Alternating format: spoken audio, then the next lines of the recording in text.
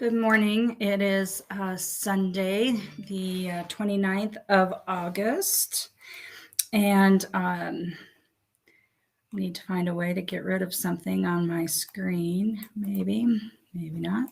Anyway, I'll just have to look through it to you. We'll hold on just a moment, see if anybody comes on live. So bear with me if you're watching this at a later time and not live. I'm putting today's scripture readings for church in the chat so that you can take a look at them, especially if you're unable to come to worship and hear them, or you just miss our worship live stream and video. So we'll bear again with me while I do that.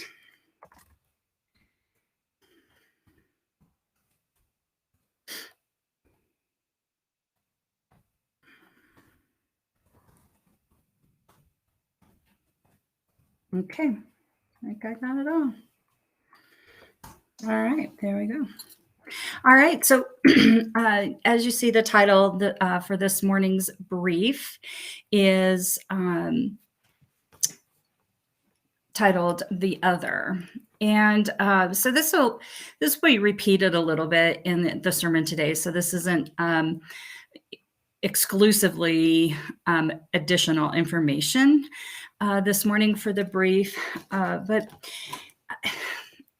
I think there's really an important message for us to hear today in the scriptures about the term or the phrase "the other." I mean, we always see others, right? I mean, there's always another. There's always somebody who is the other.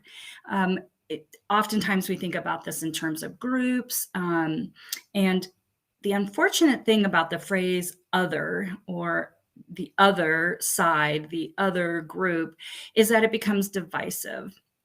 And so when we only see or participate in ways of seeing others as something that's separate from us or against us or less than us or even better than us, there is a disconnect.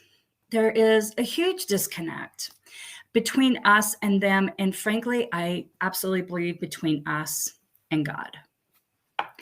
And so our scriptures today, I think, really point out, especially in the Zacchaeus story, really point out Jesus's mission, which is layered, is deep and broad and wide.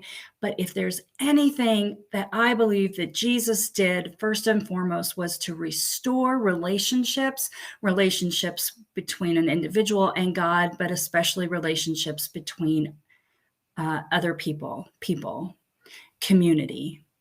It was a healing of seeing others as an other. And so I guess today, this morning, what I want us to think about is how we ourselves, I am the other.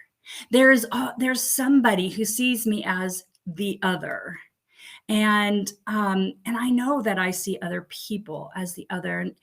And what happens is then we don't have to put humanity or dignity on the other. We don't have to see people in the depth of who they are, which is a child of God. So this is what we're going to hear in the scripture readings this morning, especially in the gospel reading from Luke, the story of Zacchaeus. And so I'll touch on that more in the sermon. So invite you to, either tune in or watch our worship service later.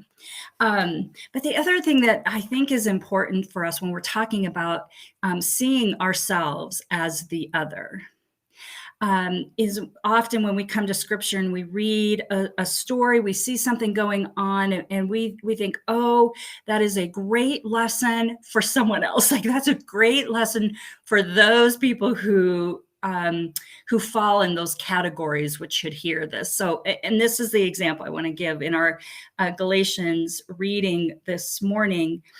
I'm not going to read the whole thing, but start at 16, and it says, I say this, walk in the Spirit and do not gratify the desires of the flesh. For what the flesh desires is contrary to the Spirit, and what the Spirit desires is contrary to the flesh. For these are in opposition to each other to prevent you from doing whatever you want. But if you are led by the Spirit, you are not under the power of the law. Now the works of the flesh are plain. They are sexual immorality, impurity, lasciviousness, idolatry, sorcery, enmity, strife, jealousy, anger, quarrels, dissension, heretical schisms, envy, drunkenness, carousing, and things like this, of which you were all warned before. Those who do such things will not inherit the majesty of God. Okay, so I think that what tends to happen in a passage like this is we hear that first item on the list, right? We hear the works of the Spirit or the works of the flesh are plain. They are sexual immorality. And boy, do we not stop right there. And we know, I mean, we have this idea that we know who this applies to. You know, impurity. We think we know who this applies to. Lasciviousness. I can't even say the word, but I know there's someone else who falls in this category. And what we fail to hear then is how we fit in, how we are sometimes jealous or angry, or participate in quarrels and dissensions, how we experience envy and drunkenness, carousing. It's a word I just don't use very often, right? And so what I hope that we will gain today from these readings and this understanding is that we are the other. We are the ones who are in need of Jesus's touch, of Jesus's grace. We are the ones who need to take a look at our own selves, understand what makes us the other, and then heal those relationships, be healed so that we can have more connection with others, that we can have more connection with God in Jesus Christ, and that we can then live according to the Spirit. And you're going to hear this in the sermon today, but I want to leave you with this. Man, Jesus sees you. Jesus knows you. And so all of those things that are of the flesh, man, Jesus can see way beyond that. That truly is the good news of the story of Zacchaeus.